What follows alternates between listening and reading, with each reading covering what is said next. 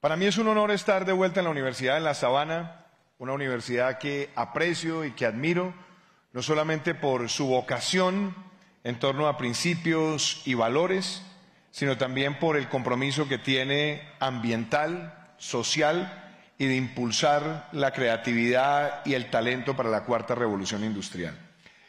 Hoy quiero compartirles a ustedes una visión de país y una serie de reflexiones que debemos todos abrazar como sociedad. Esta presentación se llama El Camino a Cero y tiene que ver con el objetivo que como país debemos trazarnos, llegar a ser un país carbono neutral, pero hacerlo, como esta misma gráfica lo representa, cumpliendo con los objetivos de desarrollo sostenible de cara al año 2030. Y empiezo por lo siguiente. Lo que estamos viviendo hoy en el mundo no es sencillamente un cambio climático. Hoy estamos ante una verdadera crisis climática. Una crisis que la está detonando, que el planeta está produciendo alrededor de 51.000 millones de toneladas de gases de efecto invernadero por año. Y esa sola situación que se viene acumulando desde hace varias décadas, hoy está generando con mayor frecuencia desastres naturales, sequías, está derritiendo capas glaciales en el mundo, está afectando fuentes de agua y está detonando también el aumento de enfermedades transmisibles por esos aumentos de temperaturas.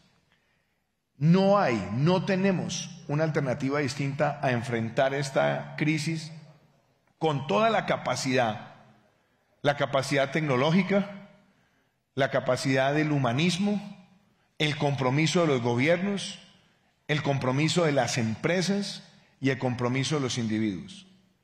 Porque no hay un planeta B. Y si no logramos en el corto plazo parar estos aumentos de temperatura, estamos frente a hechos que serán irreversibles y que solamente se van a constituir en mayores daños a la humanidad, incluyendo que vendrán migraciones masivas detonadas por estos efectos del cambio climático. Esta imagen que ustedes ven en pantalla nos ubica en algo que parecía imposible en nuestro territorio. Nunca en nuestra historia habíamos vivido en territorio colombiano un huracán categoría 5. Es decir, un huracán con la misma categoría del Katrina en el caso de los Estados Unidos. Y golpeó a nuestro país. Ese fue el paso del huracán Iota sobre la isla de Providencia. Una devastación sin precedentes. La destrucción prácticamente total de las viviendas, de la infraestructura, del agua, de los servicios de agua potable, de los servicios de energía, de los servicios de comunicación. Afortunadamente, con muy pocas muertes, porque cuando se presentó esta situación, en todos los análisis de los expertos, cuando se perdió la comunicación, podíamos estar ante uno de los hechos fatales más complejos de nuestra historia. No obstante, nos dimos cuenta que ese año, 2020, se presentó por primera vez ese paso en un huracán categoría 5 en Colombia, pero agréguenle otra cosa, es el año en la historia reciente de la humanidad con mayores huracanes categoría 5. Y eso se debe en una muy buena parte a los aumentos de la temperatura en los océanos y a esos cruces de temperaturas y corrientes que terminan exacerbando los movimientos naturales y sobre todo teniendo la mayor frecuencia de huracanes en el Caribe que se haya visto en las últimas 3 décadas. La reflexión es por qué es importante poner esto en el contexto de Colombia y por qué esta reflexión a todos los colombianos nos tiene que impactar en el corazón y en la acción y en la conciencia y en el análisis. Nosotros somos el segundo país más biodiverso del planeta y tenemos 35% del territorio colombiano en Amazonía, más del 50% de nuestro territorio en selva tropical húmeda. Tenemos el 52% de los páramos o ecosistemas de alta montaña en el mundo. Y tenemos más de 900.000 kilómetros cuadrados de mar territorial. Tenemos un sistema de parques naturales de 59 parques naturales. Y tenemos un país donde solamente representamos el 0.6% de todas las emisiones de gases de efecto invernadero en el planeta. Pero no obstante, somos un país que hoy está amenazado por esos efectos del cambio climático y podemos estar entre los 10 países más amenazados. Esta imagen que ustedes ven de un páramo, donde vemos además ese esplendor de los frailejones, que son especies endémicas, únicas, y donde la gran mayoría, más del 94% de las especies de frailejones en el mundo están en Colombia. Estas especies están amenazadas por los cambios que está teniendo el clima. Y si los cambios se presentan, afecta la regulación y el suministro de agua en las ciudades. La principal fuente de agua de esta sabana son los páramos. Y si nosotros no entendemos que aunque somos un país con un bajo nivel de emisiones, pero somos uno de los más amenazados, nuestra responsabilidad, nuestro llamado a la acción es poner presente ante los ojos del mundo que la acción tiene que ser ya, tiene que ser ahora y tiene que ser absolutamente contundente. Por eso, ¿cuál es la apuesta que ha hecho Colombia?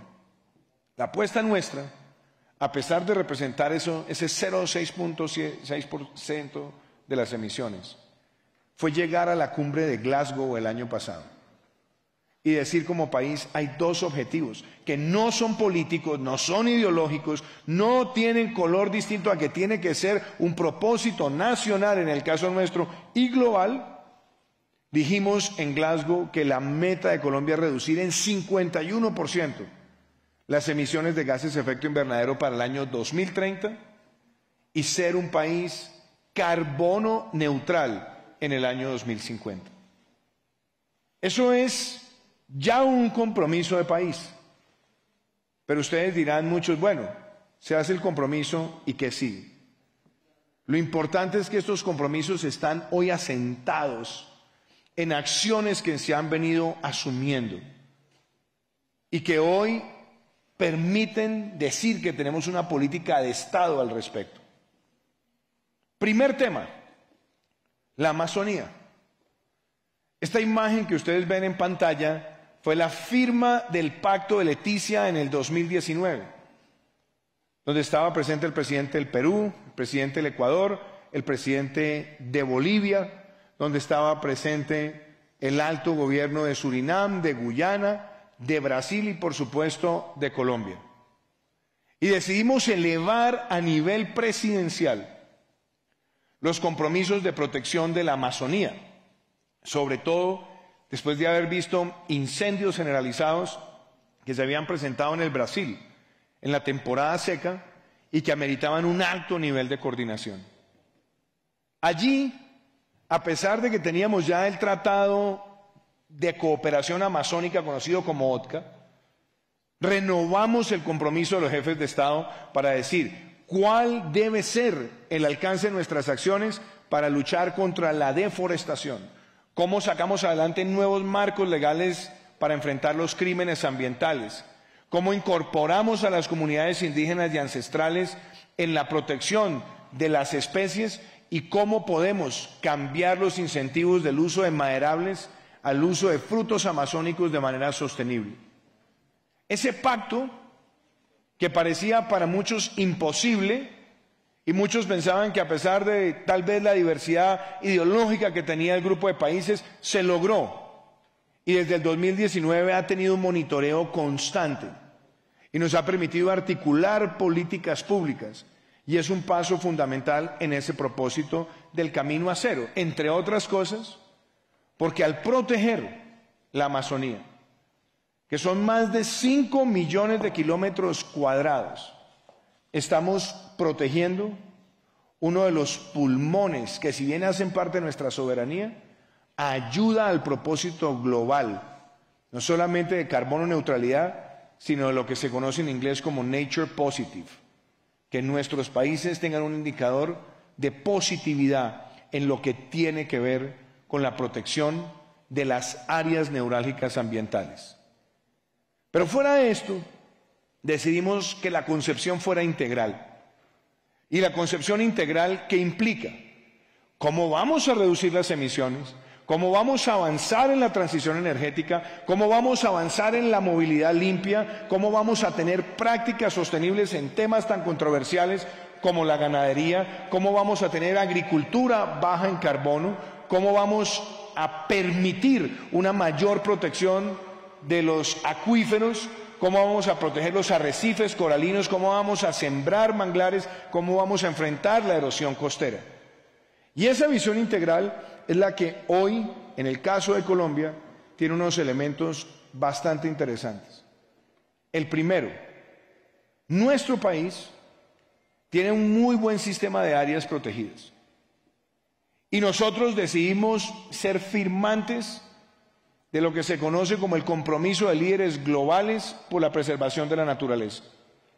Y dentro de ese compromiso hay un indicador que está fijado para el año 2030. Y es que el 30% de nuestro territorio sea declarado área protegida. Es un propósito importante, a mi juicio muy lejano. Y por eso Colombia asumió el compromiso de que sea en este año 2022 cuando nosotros dejemos afincada esa protección del 30% de nuestro territorio. Que el 30% sea declarado área protegida este año. Y se está trabajando con la academia, con los expertos, para hacerlo en áreas protegidas marinas y en áreas protegidas continentales. Y quizás el primer paso lo pueden ver ustedes en pantalla. En Glasgow nos reunimos 4 jefes de Estado. El presidente del Ecuador, Guillermo Lasso, el presidente de Panamá, Nito Cortizo, el presidente de Costa Rica, Carlos Alvarado, y quien les habla. Y decidimos ese día conformar el área protegida marina más grande del mundo. Se ampliaba el área protegida de Galápagos, ampliábamos nosotros el área protegida de Malpelo y Yuruparí, ampliaba también Panamá la reserva de Coiba y Costa Rica hacía lo propio con Cocos, conformando lo que hoy se conoce como el área protegida Hermandad. Y que, entre otras cosas, está orientado a enfrentar lo que podemos llamar la deforestación de los mares. Y ustedes se preguntarán, ¿eso qué es? ¿A qué se refiere el presidente cuando habla de esto? Cuando se destruye un bosque, cuando existe en este momento deforestación en un bosque para convertirlos en sabanas, sabemos el daño ecológico tremendo que esto produce. Pero muy poco se habla, por ejemplo, de las prácticas de la pesca de arrastre, que en el mundo todos los años están destruyendo los arrecifes coralinos, que por cierto son el lugar donde nacen, se reproducen y crecen cerca del 45% de las especies marinas del planeta. Dar este paso es no solamente reafirmar ese compromiso con proteger esos arrecifes coralinos, sino también transmitir un mensaje aún más fuerte para proteger nuestro territorio de prácticas como la pesca de arrastre y de generar nuevos ingresos, hasta el punto que hoy tenemos en nuestro país una misión de la National Geographic dirigida por Enrique Sala, uno de los más importantes científicos de los océanos en el mundo, para contribuir a esa ampliación del área protegida en nuestro país, incluyendo la declaratoria como lugar, santuario de la biosfera mundial en la bahía de Tribugá en nuestro país. Y hay un compromiso adicional, la siembra de 180 millones de árboles. Hace 3 años estábamos en el Foro Económico Mundial en Davos con Klaus Schwab y con uno de los más importantes líderes de la tecnología de inteligencia artificial, Mark Benioff, el fundador de Salesforce, y se lanzó una campaña que se conoce en inglés como One Trillion Trees Initiative, y Colombia fue el primer país en hacer un compromiso. Vamos a sembrar 180 millones de árboles para el año 2022. Hoy, mientras tenemos esta conversación, yo puedo decirles que hoy sembramos el árbol número 120 millones desde que se lanzó esta campaña. Tenemos además una aplicación que los invito a conocer y descargar, que está en la página del Ministerio de Ambiente, que se conoce como Respira Colombia, donde tenemos el monitoreo puntual de cómo van las siembras de árboles en todo el país, la que corresponde a las autoridades ambientales locales, a las corporaciones autónomas, más los aportes del sector privado, más las sembratones que estamos haciendo en distintos municipios. Y nuestra meta es que de hoy al 7 de agosto tengamos 60 millones de árboles más sembrados en nuestro país. Es una estrategia real en ejecución y que debe involucrar a muchos actores, entre ellos, y muy importante, al sector privado, pues hoy Colombia tiene el mayor compromiso de reforestación de empresas en todo este hemisferio. Pero también viene de la mano con otro concepto, la economía circular. Una política que lanzamos hace 2 años y medio y que tiene como lema producir conservando y conservar produciendo. Que las empresas sean mucho más responsables en la intensidad del uso de energía, mucho más responsables en la intensidad del uso del agua, que podamos tener mediciones de las empresas y podamos invitarlas a que asuman el compromiso de la carbono neutralidad. A la fecha, tenemos más de 4.000 empresas en Colombia que ya tienen políticas certificadas de economía circular. Y tenemos ya inclusive empresas dentro del sector de hidrocarburos como Cenit, la empresa de transporte, que hoy ya es una empresa carbono neutral. Pero en adición a eso, los marcos de política pública, los reportes socioambientales que se están construyendo en Colombia han merecido un gran reconocimiento de agencias internacionales como la OCDE y el Banco Mundial, que quieren profundizar esa agenda de economía circular. Y valida también otra decisión: ¿cómo estamos integrando el concepto de la economía circular a distintos sectores? Hoy, por ejemplo, estamos viendo que Ecopetrol es la mayor reforestadora que tenemos en el país como empresa.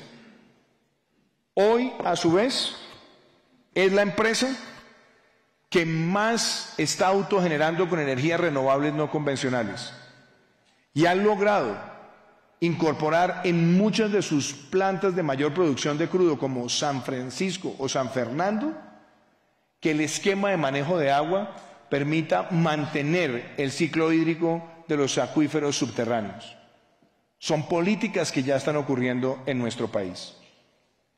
Y el reto más grande, el más doloroso, el dolor de cabeza, ha sido luchar contra la deforestación. Una deforestación que en los últimos años ha tenido múltiples causas. Entre ellas, la ganadería ilegal en unos lugares de Colombia, el uso ilegal, la producción ilegal de maderables. En otros casos también la siembra de cultivos ilícitos, donde pocas veces se pone presente el impacto ecocida que tiene esa siembra de coca, donde por cada hectárea que se siembra se están destruyendo 2 hectáreas de selva tropical húmeda, donde, por ejemplo, no se suele hablar que para producir 1 kilo de cocaína se utilizan galones de gasolina, inmensas cantidades de cemento, y los dos altamente contaminantes. Cuando se mira bajo un análisis solamente de huella de carbono, estamos hablando de una de las drogas o alcaloides con la mayor huella de carbono negativa. En el caso particular de la extracción ilegal de minerales, ni hablar, vertimientos de mercurio y otra serie de químicos. Por eso, nuestro compromiso ha estado afincado en 3 objetivos. 1, fortalecer la legislación contra los delitos ambientales, lo cual se aprobó en el Congreso el año pasado.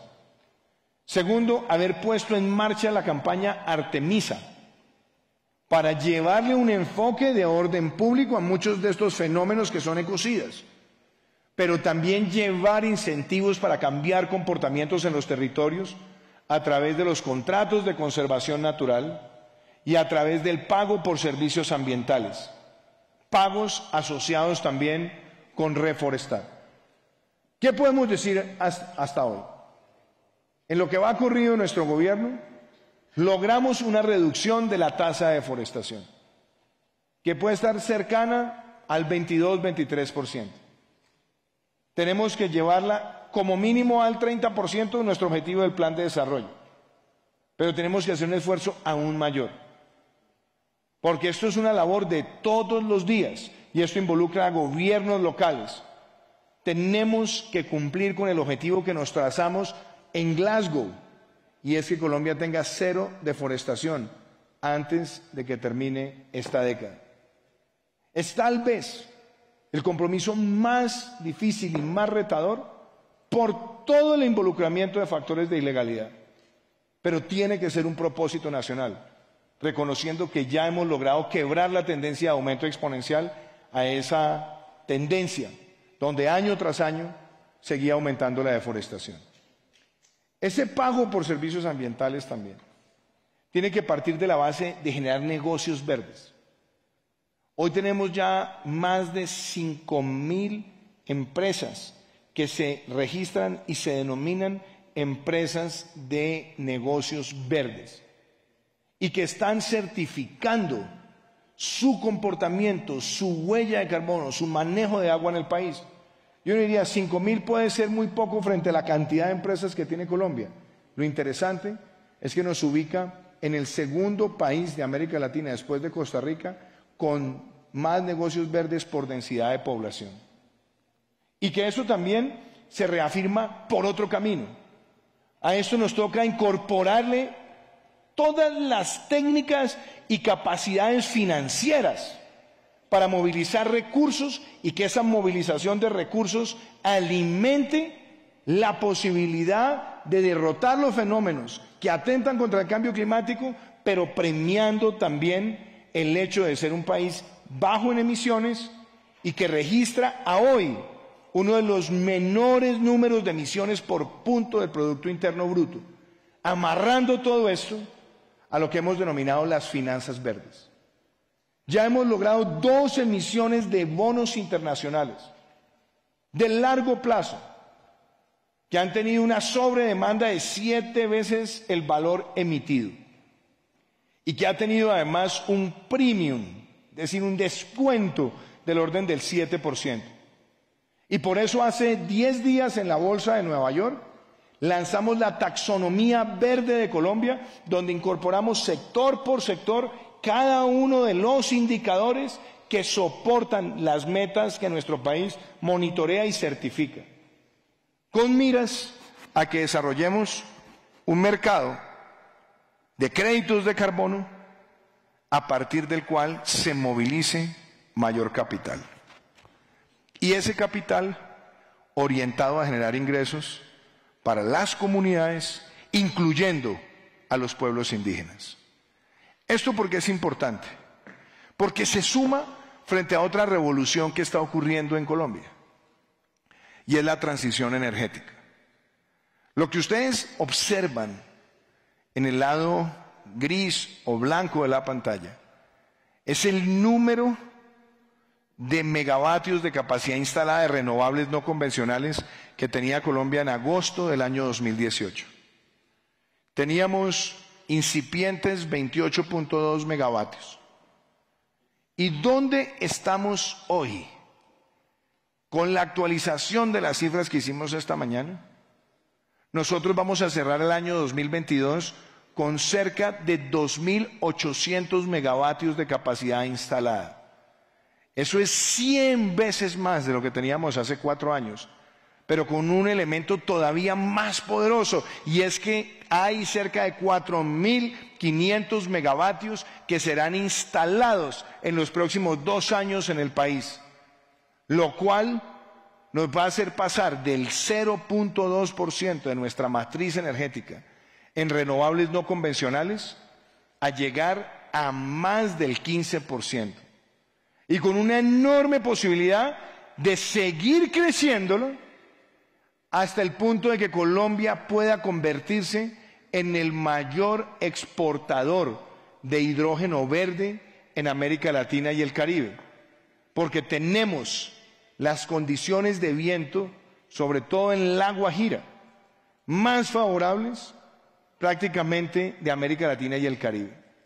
Y tenemos, desde el punto de vista de energía solar, 4 o 5 puntos de nuestra geografía que están tan aptas que sencillamente en un lapso de 2 años han logrado multiplicar por 10 veces o 20 veces todo lo que teníamos de capacidad instalada hace tan solo 4 años.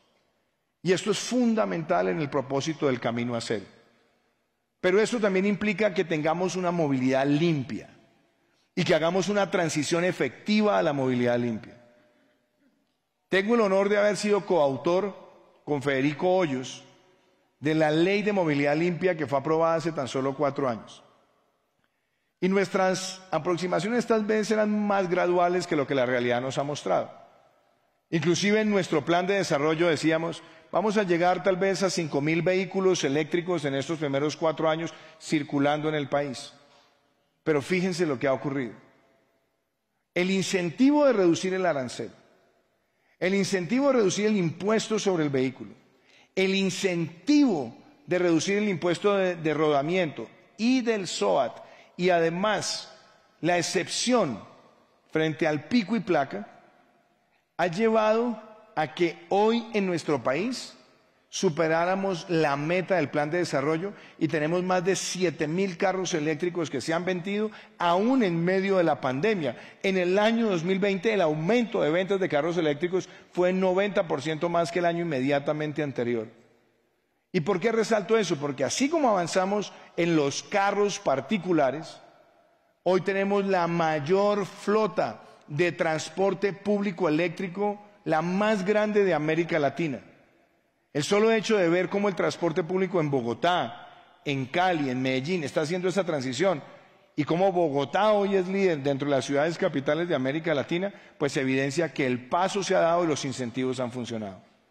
Pero también en la flota eléctrica de carga.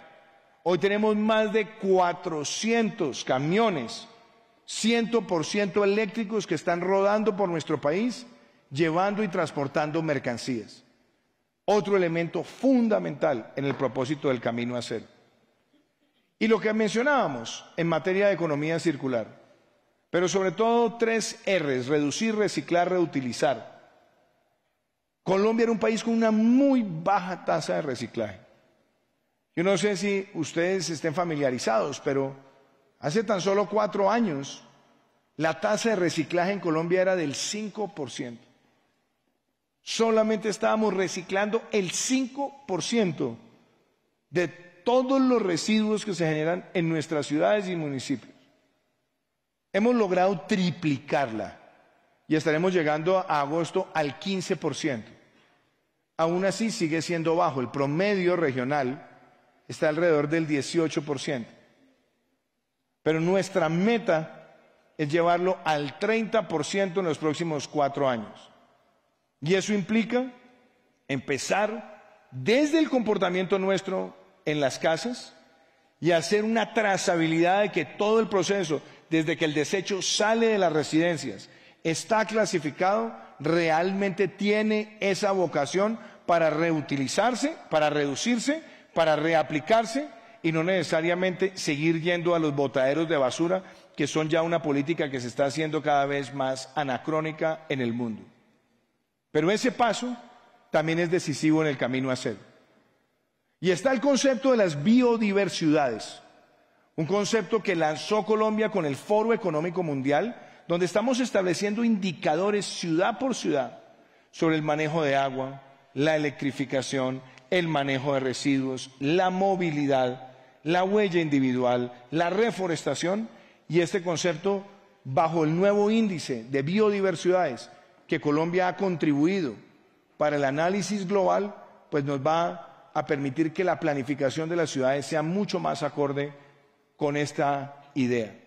Lo que ustedes ven en pantalla es un proyecto que hoy se está desarrollando en Barranquilla y es la recuperación de la Ciénaga de Mallorquín y convertir además ese lugar en un santuario de protección de la biodiversidad y en un lugar de eco y bioturismo. Este proyecto, que lo ha liderado con éxito el alcalde Jaime Pumarejo y que hemos acompañado también desde el Gobierno Nacional, debe estar terminado el año entrante. Les hablé de la Ley de Delitos Ambientales, una muy importante decisión que tomó el Congreso de Colombia, y el haber firmado el convenio de Minamata, un convenio que llevábamos muchos años sin firmar y sin aplicar. Hace 2 años lo firma Colombia y nuestra meta es que para finales del año entrante debemos tener un país libre de mercurio. En todo lo que es el uso convencional, legal, ya hemos logrado ese propósito. Así como también dimos pasos sustanciales con el asbesto, acompañando iniciativas de otros sectores, pero que suman también en este propósito del camino a cero. Y en este caso, la lucha contra la minería ilegal, que parte de la base también de haber logrado un acuerdo en la Comunidad Andina de Naciones entre los países para que esa práctica del uso del mercurio sea totalmente erradicada. Y hemos dado otro paso, un paso hacia la agricultura sostenible y hacia la protección, incorporando también a la fuerza pública. Ejemplo, en el páramo del Sumapaz tenemos con nuestro batallón de alta montaña uno de los más importantes bancos de semillas en el mundo para la siembra de frailejones. Una especie que es nuestra y que algunos ahora le agradecen mucho a Ernesto Pérez y todos nos sentimos muy contentos de ver cómo esta figura está empezando a despertar en los niños la curiosidad qué es el frailejón y por qué el frailejón nos da estos consejos, etcétera. Estos frailejones son un orgullo de Colombia, pero como planta son una máquina de manejo de agua, de captación, de regulación y de irrigación. Y necesitamos sembrar más y proteger la especie. Hoy ese batallón de alta montaña está haciendo un trabajo espectacular. Y me encantaría que estudiantes de la Universidad de La Sabana puedan ir a conocer ese trabajo científico que está haciendo nuestra propia fuerza pública. Pero también, hace pocas semanas, en el Centro Internacional de Agricultura Tropical CIAT, a las afueras de la ciudad de Cali, estábamos inaugurando uno de los bancos de semillas más importantes del mundo, que recibió también apoyo adicional de la Fundación Besos para la Conservación. Y estamos haciéndolo, sí, con cazabas, con frijol, pero también con otras especies. Y a través de nuestro Laboratorio Científico Agrícola de Colombia, Agrosavia, diseñamos un esquema para la producción de silvopasturas, que nos permite también soñar con una ganadería que sea menos intensiva en carbono, que tenga más rotación, menor área, pero que utilice también las silvopasturas para capturar dióxido de carbono emitido por los animales. Lo interesante es que la meta nuestra era llegar a 100.000 hectáreas en el gobierno. No había quien creyera que esto fuera posible, porque no estaba en el ADN del sector. Hoy, gracias al trabajo del sector, pero también al compromiso territorial de muchos de los pequeños ganaderos de Colombia, ya podemos decir, bajo el esquema de agricultura por contrato, donde compramos sin intermediario esa carne y buscamos el comprador, pero exigiendo también ese certificado de sostenibilidad, oigan esto, 158.000 hectáreas tenemos en el país y podemos ponernos en la tarea de triplicar eso como país en los próximos 3 años. El ecoturismo, el bioturismo, otra apuesta que queremos materializar. La declaratoria de la Bahía de Tribugá como Patrimonio Mundial de la Biosfera tiene que llevarnos a entender que más allá de lo convencional, de pensar que la actividad portuaria o de pensar que la actividad de la pesca va a ser la que va a dar la subsistencia, porque el análisis que ha hecho la National Geographic a través de su programa Pristine Seas es que al declarar esa bahía como ese patrimonio mundial de la biosfera, lo que puede generar el turismo responsable de investigación científica y de observación marina es casi una relación de $1 a más de $10, que sería lo que dejarían para ese territorio, permitiendo también nuevas oportunidades para las comunidades. Y esto me lleva también a algo que define mucho esta Universidad de La Sabana: el concepto de utilizar tecnología y aplicarlo a múltiples áreas. Y yo creo que la invitación que quiero dejarles es que la universidad se convierta en uno de los líderes del concepto de la sostenibilidad. ¿Cómo podemos utilizar mejor la tecnología para medir sobre estos indicadores? ¿Cómo podemos lograr que la tecnología nos ayude a fortalecer los mercados voluntarios de carbono y los mercados regulados de carbono? E inclusive, ¿cómo podemos pensar en criptoactivos que permitan certificar con precisión las áreas a partir de las cuales se están generando los créditos de carbono? ¿Y cómo nos puede la tecnología ayudar a definir un mejor precio por tonelada de carbono, que es el gran debate de la equidad global? Eso requiere educación. Y la universidad, las universidades, como bien lo dice su nombre, verso de universalidad, es para que en la libertad del pensamiento y de las ideas, en los métodos científicos, en el debate de las políticas públicas, podamos inclusive trascender y decir, más allá de los debates, cómo formamos una ética del siglo XXI asociada también con esta protección y esta conservación. ¿Qué es lo interesante? Que el Ministerio de Ambiente lanzó esta escuela ambiental que se llama Sabia y que se ha integrado a la campaña Jóvenes de Ambiente. Hoy ya tenemos miles de jóvenes que se han inscrito en el programa y están recibiendo formación. Formación que tiene que ver con economía circular, con conservación, con la protección de especies y también con entender cuáles son esas especies de nuestra fauna que hoy están con peligro de extinción. Esos pasos, si se asocian a todas las áreas del conocimiento y cómo cada área del conocimiento puede servir a este propósito, también nos ayuda en el camino a cero. Y soportado también por un nuevo tipo de empresas. A mí me encanta de la Universidad de La Sabana, que es una universidad que se ha dedicado a formar emprendedores. Y que ahora, inclusive con lo que fue el edificio acá y ahora con las nuevas facultades donde las industrias creativas las quieren vincular también a estos propósitos sostenibles, y como la Facultad de Administración de Empresas y además sus programas de especialización y maestría, todos están incorporando el concepto de sostenibilidad como un deber transversal. Hoy quiero mostrarles que hay un sueño que podemos seguir construyendo en Colombia. Hace 5 años, cuando era senador de la República, tramité el proyecto de las empresas BIC, de empresas de beneficio e interés colectivo. Lo hicimos de la mano con Sistema B. Después, el entonces superintendente de sociedades, Francisco Reyes, lo incorporó también como una línea prioritaria del esquema societario en Colombia, permitiéndole a las empresas usar ese sello. Y hoy tenemos algo que es muy diciente.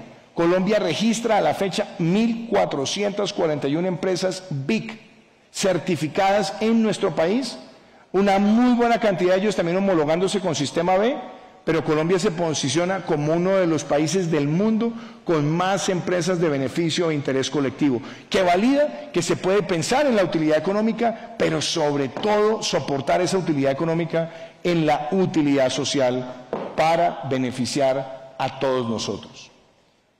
Y ahí es donde yo creo que el próximo paso, el paso a dar, es darnos cuenta que estas causas no tienen partido, no son ideológicas, son un deber moral. Y quizás en medio de la polarización política que agobia el mundo, y no es la excepción en nuestro país, hubo algo sin precedentes que ocurrió en diciembre. Aprobamos y sancionamos la Ley de Acción Climática, que valida todos estos indicadores del camino a cero. ¿Y saben qué? fue aprobada por unanimidad en la Cámara de Representantes y en el Senado de la República. Ese es el típico ejemplo de una gran noticia para nuestro país, que mereció un gran reconocimiento internacional, pero que a veces no le sacamos provecho. Y el propósito del Camino a Cero es que un país como Colombia puede liderar y debe liderar. Solamente representamos 0.6% de las emisiones, sí, pero tenemos la autoridad moral porque somos uno de los países más amenazados por los efectos del cambio climático. Y el haber puesto a Colombia a asumir compromisos que ni siquiera los habían asumido países desarrollados, y en mostrar una evolución integral de políticas públicas que hoy no son aspiracionales, sino que tienen resultados, nos permiten también a nosotros posicionarnos en América Latina ante el mundo y también ser capaces de traer más inversión a nuestro país. Yo cierro diciéndoles esto: este camino a cero, a la carbono neutralidad, cumpliendo con los objetivos de desarrollo sostenible, también está soportado con que esto se dio en medio de una pandemia. La pandemia no nos paró, no nos retrasó en alcanzar estos objetivos. Y hoy, cuando vemos que hemos hecho esa transición en medio de la pandemia, cuando hemos sembrado estos árboles en medio de la pandemia, cuando hemos enfrentado la deforestación en medio de esta pandemia, cuando tenemos esas empresas BIC que nacieron en plena pandemia, nos damos cuenta del talante resiliente que tiene Colombia. No pretendo con esto decir que todo está perfecto, no, los retos son grandes y son muchos, pero el haber empezado este camino es para que sea esta una política que como país, más allá de los actores políticos, la asumamos todos como sociedad. Muchísimas gracias y los invito a que abramos la sesión a preguntas.